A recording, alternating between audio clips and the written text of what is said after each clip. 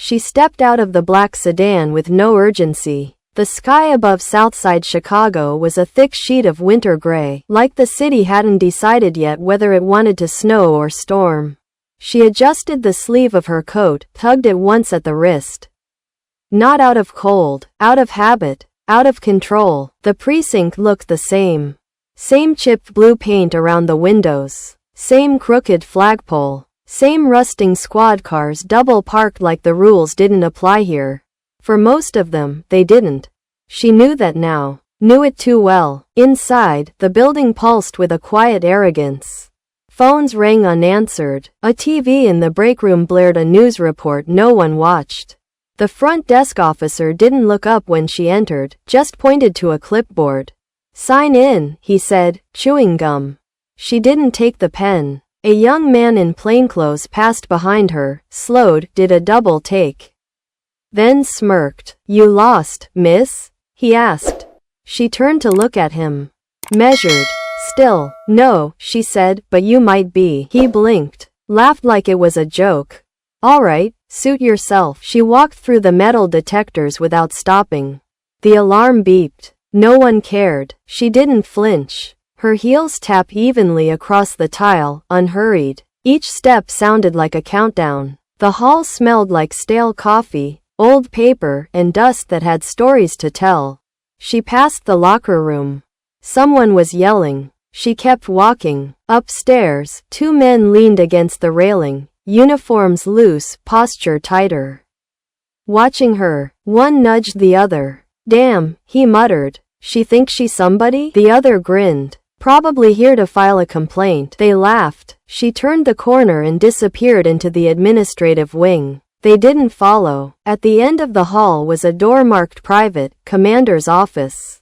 The glass was frosted, the nameplate still blank. She opened it with a key from her coat pocket. Inside was cold, unfurnished, empty but for a single file folder left on the desk. She closed the door behind her and stood for a moment, listening. Then she sat down, opened the file, and smiled, just barely. They didn't know yet, but they would. Downstairs, the morning briefing had already started. A cluttered room of overworked, overconfident men, sipping bad coffee and trading stories that always seemed to punch down.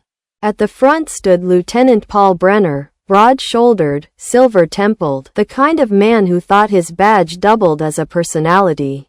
He tapped a stack of papers against the podium and cleared his throat. "All right, first up, extra patrol on 63rd after the carjackings. And someone tell Garcia to stop parking in the handicapped spot. We got reporters sniffing around again." Someone chuckled. Another muttered something about lazy watchdogs. Brenner kept going. "And, oh, this one's rich, we're getting a visit from internal." He smirked. "Supposed to be a surprise audit.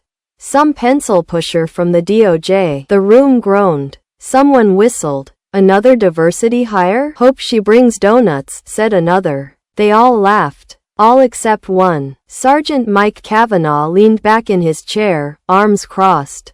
Sharp eyes, short fuse. "They can audit all they want," he said. "They don't know this building. They don't know us. They don't need to," Brenner replied. "They come in, they go out. We do what we always do. Smile, nod, and outlast the storm." The door opened quietly behind them. None of them noticed her walk in. She stood at the back of the room, expression unreadable. Watching, listening. When the briefing ended, the men filed out. She didn't move. Brenner was the last to notice her. "Can I help you, ma'am?" She stepped forward. No rush. Just enough silence to make him uncomfortable. "You're Lieutenant Brenner?" she asked. He nodded, slightly puffed. "That's me. And you are?" She pulled a small folder from her coat.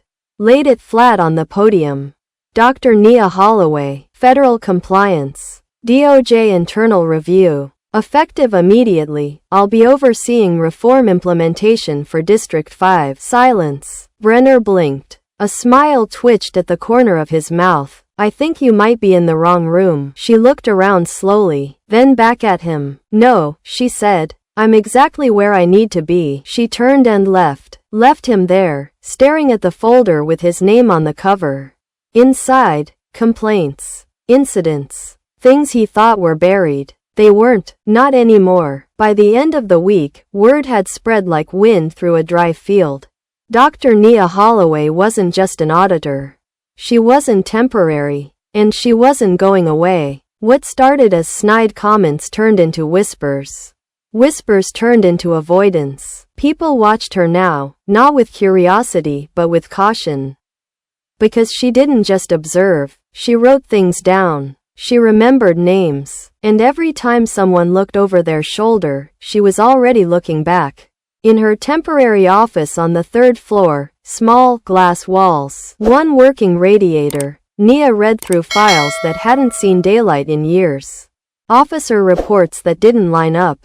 Footage logs with missing timestamps. Complaints that had been closed with a single word, unfounded. Again and again. And the name Kavanaugh kept appearing. One morning, a quiet knock on her door. It was a woman in her late 30s. Nervous. Wrinkled coat, eyes darting toward the hallway. She didn't sit. "My name's Riley," she said. "I used to work the desk." Years ago, Nia waited. In 2015, I filed a complaint against Kavanaugh. He pinned me to a wall. Said I was getting too friendly with a reporter. Her hands trembled. I didn't push it. I couldn't. My son was sick. Insurance, benefits, I couldn't afford to lose my job. Nia didn't flinch. She just slid a statement form across the desk. "You can now." That was the first. By the next day, 4 more. Then 10. Then over 24. Stories that rhymed, different voices, same fear. Kavanaugh, Brenner, and others like them had built a system of silence. And now that silence was breaking. That Friday, Nia entered the precinct conference room at 9 a.m. sharp. The oversight committee sat in a row like a firing line. Behind them, reporters, cameras, advocates, victims. She stepped to the podium. No papers, no slideshow, just truth. This department has been operating in a culture of unspoken permission. A place where intimidation replaced discipline. Where erasure replaced accountability. Where officers like Sergeant Michael Kavanaugh and Lt. Paul Brenner were not just protected, but empowered. She paused. Let it land. I have compiled over 43 complaints. Some buried, some rewritten, some dismissed without cause. What unites them is not just their content, but their destination. They all died inside this building. She stepped to the table.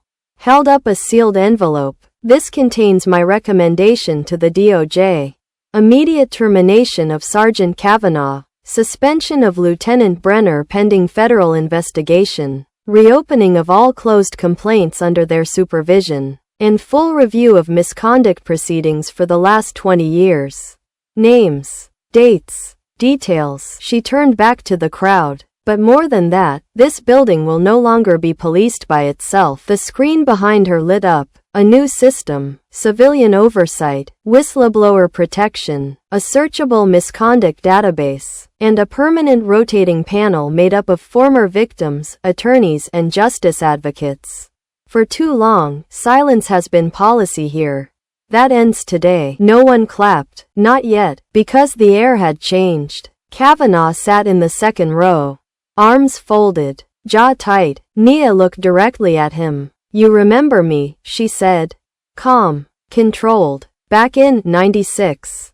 You thought I forgot. He didn't respond, because he had, and she never did. After the hearing, as the crowd dispersed and the cameras were packed away, Kavanaugh approached her in the hallway. His voice was low, flat. I was wrong about you. She didn't blink. You were wrong about a lot of people. You came back for revenge? No, she said. I came back for correction. You ruined my career. You ruined your career. I just filed the paperwork. He looked away, then walked down the hallway, slower than usual. Like his badge weighed more now. She didn't follow, didn't watch, because it was never about him. That night, as the city lit up outside her window and the sky turned from gray to black, Nia stood in her office alone. She didn't cry, she didn't celebrate, she just closed the last folder, filed it, and whispered to herself, just loud enough to hear it echo in the silence. It's done. And this time, the silence agreed.